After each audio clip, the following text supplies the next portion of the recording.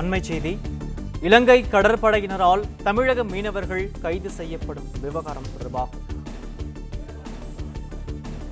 இலங்கை கடற்படையினரால் தமிழக மீனவர்கள் கைது செய்யப்படும் விவகாரம் தொடர்பாக இந்தியா இலங்கை கூட்டு நடவடிக்கை குழு கூட்டம் விரைவில் கூட்டப்படும் என மத்திய அரசு சென்னை உயர்நீதிமன்றத்தில் தகவல் தெரிவித்துள்ளது.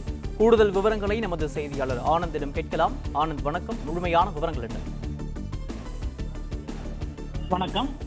தமிழக மீனவர்கள் இலங்கை கடற்படையால் கைது செய்யப்படும் பிரச்சினைக்கு நிரந்தர தீர்வு காணும் வகையில் அமைக்கப்பட்டுள்ள இந்தியா இலங்கை கூட்டு நடவடிக்கை குழுவின் கூட்டம் விரைவில் கூட்டப்பட உள்ளதாக மத்திய அரசு சார்பில் சென்னை உயர்நீதிமன்றத்தில் தெரிவித்திருக்கிறது.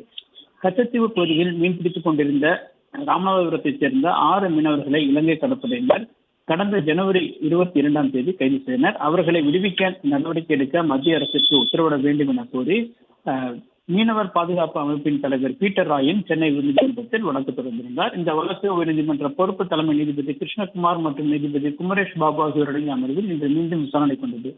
அப்பொழுது மனுதாரர் தரப்பில் ஆஜரான வழக்கறிஞர் மௌரியா, இலங்கை கடற்படையால் தமிழக மீனவர்கள் கைது செய்யப்படும் நிகழ்வு அடிக்கடி நடந்து வருவதாகவும், நேற்று கூட இலங்கை கடற்படையினர் கைது நடவடிக்கையில் இருந்து தப்பிக்க முயன்ற போது படகு கவிழ்ந்து மீனவர் ஒருவர் உயிரிழந்திருப்பதாகவும், இதனால் இந்திய இலங்கை கூட்டு நடவடிக்கை குழுவின் கூட்டத்தை விரைவில் கூட்ட வேண்டிய அவசியம் எழுந்திருப்பதாகவும் வாதிட்டார். தமிழக அரசு தரப்பில் ஆஜராகியிருந்த அரசு லீடர் எட்வின் பிரபாகர், மீனவர்கள் கைது சம்பவத்தை தடுக்க உடனடி நடவடிக்கை எடுக்க வேண்டும் என முதலமைச்சர் ஸ்டாலின் சார்பில் மத்திய அரசுக்கு கடிதம் எழுதியிருப்பதாகவும் தெரிவித்தார்.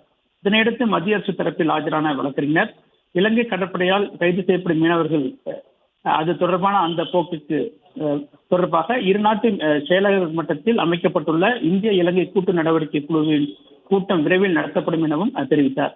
அனைத்து தரப்பு வாதங்களையும் பதிவு செய்து கொண்ட நீதிபதிகள் மத்திய அரசின் வாதத்தை பதிவு செய்து வழக்கை முடித்து வைத்து உத்தரவிட்டுள்ளனர்.